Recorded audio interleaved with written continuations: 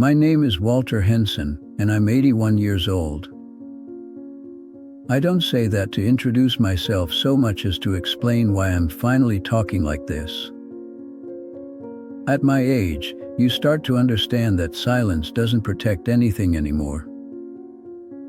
It just keeps the truth buried with you. I've spent most of my life making sure other people were comfortable, calm, unbothered. I thought that was kindness. I thought that was love. What I didn't realize was that every time I swallowed something, every time I chose not to say what I felt, something inside me closed a little tighter. And over time, it stopped opening at all. I'm not dying tomorrow. At least, I don't think so.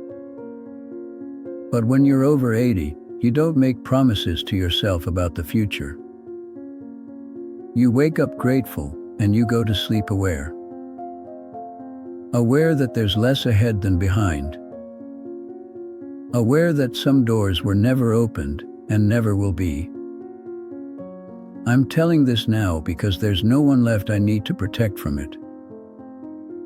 These days, my mornings are quiet. Too quiet, most of the time. I wake up early because my body doesn't understand sleeping in anymore. The house creaks before I do. I make coffee for one, out of habit more than desire.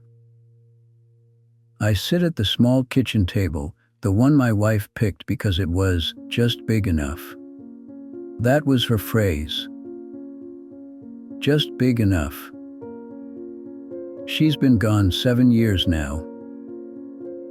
I look out the window while the coffee cools. Same street I've lived on for 42 years. Different cars. Different families. Different sounds. The world keeps renewing itself. I don't. There's a lot of time to think when no one's waiting for you to speak. People like to ask old folks if they have regrets. It's usually said lightly, like they're asking about missed vacations or careers. I always smiled and said no. I said I was lucky. And in many ways, I was.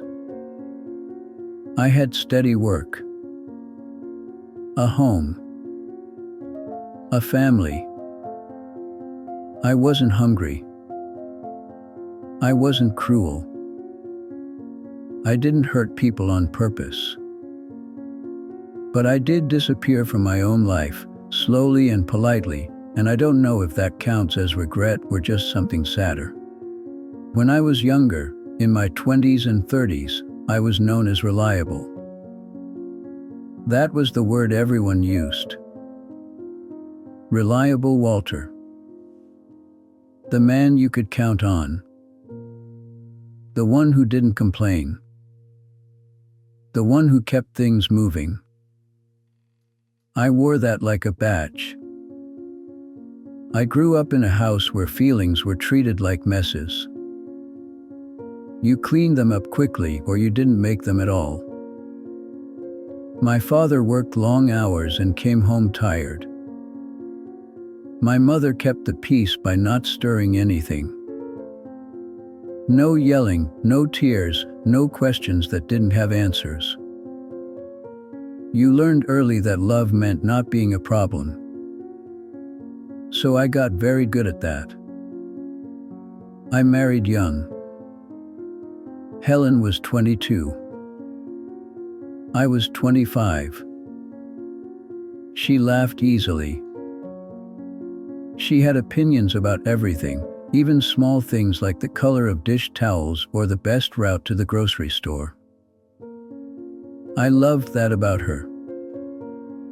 Or maybe I admired it. I'm still not sure. In the beginning, I talked more. I think everyone does. I told her about my worries, my hopes, the things that scared me. I told her I was afraid of turning into my father. She held my hand and told me I wouldn't. But life has a way of rewarding silence. When I stayed late at work instead of coming home to a tense evening, people noticed. When I didn't argue back, conflicts ended faster. When I said, "It's fine," even when it wasn't, the room relaxed. I became a relief to be around. And I liked that. I worked in insurance. Not exciting. Not meaningful in any grand sense. But it paid the bills, and then some.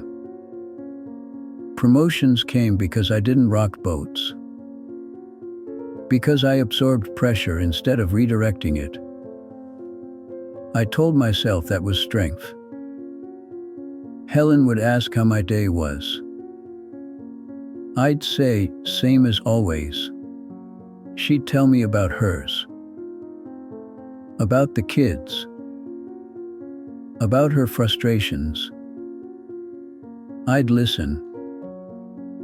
I was very good at listening. I didn't tell her when I felt invisible. I didn't tell her when I felt tired in a way sleep didn't fix. I didn't tell her that sometimes I wanted to be asked, just once, what I needed. I thought not needing anything was noble. The kids grew up seeing me as steady. Dad's fine. Dad doesn't get upset. Dad doesn't need much. They'd come to me when they needed something fixed or paid for or smoothed over. They went to their mother for comfort. That seemed right at the time. There were moments, small ones, where I almost spoke. Sitting in the car after a long day, engine off, hands still on the wheel. Standing in the doorway watching Helen move through the kitchen, wanting to say something that didn't have a solution attached to it. Just something true. But there was always tomorrow. Tomorrow felt endless back then. The cost didn't arrive all at once. It never does. It came in missed dinners because work ran late. In anniversaries marked with polite cards instead of real conversations. In arguments that never happened because I swallowed them before they reached my mouth. I told myself I was keeping the peace. But peace that costs you your voice isn't peace. It's quiet erosion. I remember one night clearly. I must have been in my early 40s. Helen had been upset about something, I can't even remember what now, and she asked me, "Don't you ever get angry? Don't you ever feel anything about us?" I laughed it off. Said I didn't see the point of getting worked up. She looked at me for a long time. Not angry. Just tired. And she said, "Sometimes I wish you'd let me see you." I didn't know how to respond to that. So I didn't. That was the pattern. Pause. Deflect. Move on. Years passed. The kids left home. Helen and I learned how to be alone together. We were polite. We were functional. We were strangers who shared history but not interior lives. When she got sick, everything changed and nothing did. Cancer doesn't care how composed you are. It shows up and demands attention. I became her caretaker. I was good at that too. Appointments. Medications. calm explanations to doctors, reassuring smiles. She asked me once, late at night, when the pain kept her awake, if I was scared. I told her I was managing. She nodded, but I could tell she wanted something else. Something rawer. Something real. I didn't give it to her. She died on a Tuesday afternoon. Quietly, I held her hand. I told her I loved her. That part was true, at least. After the funeral, people told me how strong I was, how composed, how admirable. I thanked them. What I didn't tell anyone was that I felt hollow. Not broken. Not shattered. Just empty, like a house after the furniture's been moved out. The kids called often at first. Then less. Then mostly on holidays. Life pulled them forward. I stayed where I was.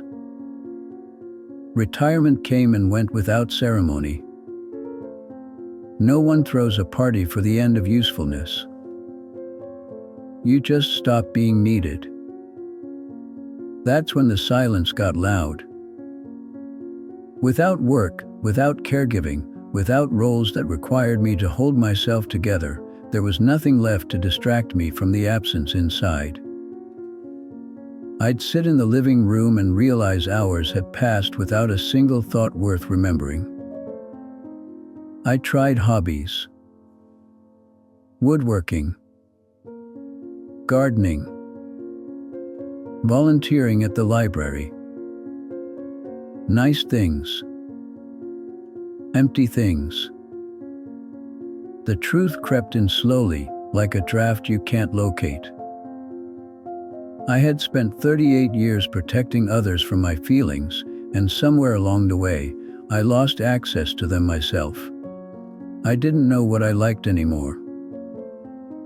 Or wanted. Or believed. I had been a container for other people's needs for so long that when there was nothing left to hold, I didn't know who I was without the weight. The turning point came when my oldest son visited. He must have been in his late 40s then. We were sitting at the same kitchen table. He asked me how I was doing. I opened my mouth to say, fine. And for the first time, it felt like a lie I couldn't carry anymore. I hesitated. Just a second too long. He noticed. He said, "Dad." And something in me cracked. Not dramatically. Just enough. I told him I felt lonely. That I felt like I'd missed something important in my own life. That I didn't know how to talk about it. He listened. He really listened. Then he said, gently, "I wish I'd known sooner." That was it. That was the moment. Not because it fixed anything. It didn't. But because I realized how much time had passed assuming there would be a better moment to speak. A less inconvenient one. A safer one. There isn't. There's only now, and now keeps moving whether you use it or not. What can't be fixed is the accumulation. The years of emotional distance that can't be retraced. The conversations that would have changed things if they'd happened when they mattered. The version of myself that might have existed if I'd allowed him to. I can't go back and be a different husband. I can't give Helen the honesty she asked for. I can't teach my children what it looks like to be fully present in your own life. All I can do is name it. If you're listening to this, I'm not telling you what to do. I wouldn't know how. I'm just telling you what I learned too late. Protecting others from your feelings doesn't make you kind. It makes you distant. It teaches people how to live without you, even when you're right there. Silence feels safe, but it charges interest. You don't have to bleed on people. You don't have to turn every moment into a confession. But if you keep waiting to be fully seen until the timing is perfect, you'll die with a life no one ever really met, including yourself. I don't have much time left. I can feel that. My days are shorter now, even when they're long. I still sit at this table. I still drink my coffee. I still look out the window. Sometimes I talk out loud, just to hear a voice in the room. If this meant something to you, sit with it for a while. That's all. I'm not looking for forgiveness. I'm not looking for applause. I just wanted the truth to exist somewhere outside of me before I go. My name is Walter. I'm 81 years old. And this is the first time I've said it all the way through.